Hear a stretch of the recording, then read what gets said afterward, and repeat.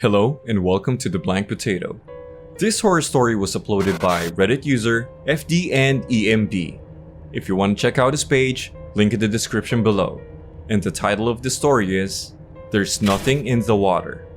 Before we start, I would just like to invite you to please like this video, subscribe if I haven't already, and click the notification bell so you won't miss any of my future uploads. Let's begin. There is nothing in the water. Have you ever wondered, would you rather fall out of a plane or be stranded in the middle of the ocean? For me, there's never been a question of my choice. I would rather willingly jump out of a plane knowing I'm facing certain death than be stranded in the middle of the sea. And yet, I fell drunkenly off the ship I was working on in the middle of the night. I doubt anyone heard me fall over or my call for help. The storm had been pretty rough last night. But here I was now, boiling in the blazing sun in the warm sea, my legs kicking feebly just to keep myself afloat.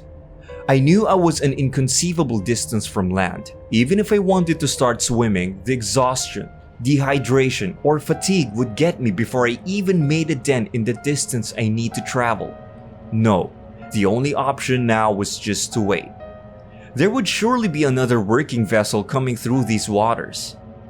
I've never been afraid of being on ships, but I've been on the internet long enough to have a healthy trepidation of deep water. The unknown lurking beneath the waves, protected by the depths of the sea and the isolation from land. But there's nothing in the water. Except fish, of course, single-cell organisms, whales, sharks. There's definitely something in the water, but looking down, all I can see is the vast dark shadows of the unfathomable deep sea. There's nothing that will immediately hurt me in the water. That's not necessarily true. I'm sure there's some animal that will decide I look tasty enough. But if it does come to that, then hopefully I'll be dead for that part. I feel a current move underneath my feet. There's something under me in the water. It's probably just a schoolfish, a larger sea creature, a rogue current, who knows? But nothing I can see, so I afford myself that small comfort. Then I see the fins. Maybe 50 feet away from me, a pair of large gray fins approaching. A shark, a big one at that. Easily 10 feet if not longer, approaching leisurely, like a child that just happened upon a table full of cookies. The fins speed up and I feel the current again. Stronger this time.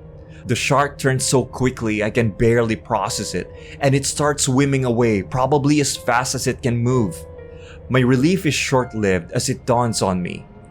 The shark was afraid. There is something dangerous beneath me in the water. I look down and I see the shadow of the sea. Is it bigger? That's absurd. It absolutely can't be. But it certainly feels like it. It yawns at me, inviting, like a large dark blanket that will wrap me up and tuck me to a long piece beneath the waves. I kick again lazily and close my eyes and let the sun hit my face. And I sink beneath the waves just for a moment, just to rest. Something pulls at my feet and my eyes shoot open. There is something in the water, and it has me. I kick and struggle, but whatever has me is immeasurably strong. I may as well be tied to a mountain. My lungs are beginning to scream, and I let out whatever is left in my lungs, and the thing that has my legs pulls me down. The sea grows darker still, and the pressure mounts as my lungs fill with salt water. I'm going to die, and no one will ever know what happened to me. Whatever is holding onto my leg lets go suddenly.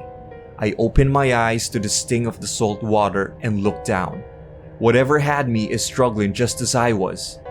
What I had taken as just the depths is a twisting, squirming mass, being pulled down by something, but I'm not going to find out what. I kick and kick with the last of my strength and look up. Just as I lose consciousness, I look up and see a mass above me. A boat. Safety. I break the surface, choke, and slip into nothingness. I was dead for 3 minutes apparently. The doctors say I'll make a full recovery. I'm grateful for their help, but more than anything, I'm grateful that I can make the choice of never going into the ocean ever again. Because there is something in the water, and it let me go. because something bigger got to it. If you enjoyed that story, click that like button and subscribe for more videos like this. And I'll see you next time.